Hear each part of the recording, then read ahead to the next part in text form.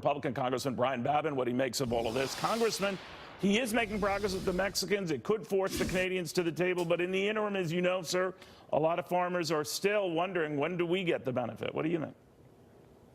Well, I've got a lot of rice farmers in my district that are concerned that rice wasn't even on the list for some of these aid funds. But I think that I support the president and what he's doing.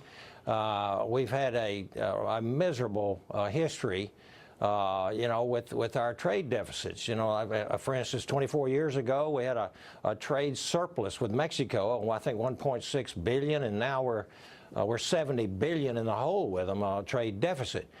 So it was certainly high time to do this, and I support the president and what he is doing with his tariffs, but we have to be very, very careful, and I think that's what he's trying to do.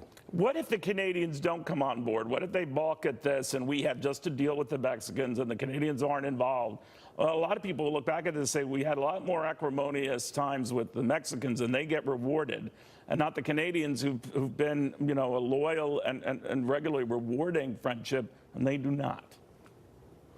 Well, I think the Canadians I believe there's an incentive for them to join into this agreement. Right. I think they would probably be unwise not to come to the table and talk to us because, let's face it, Neil, the United States is always the first one to get hurt in these trade type wars. We're always very, very generous.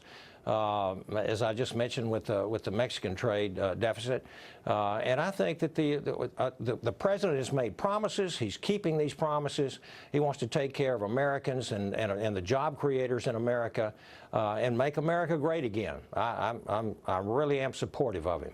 All right, we'll see what happens.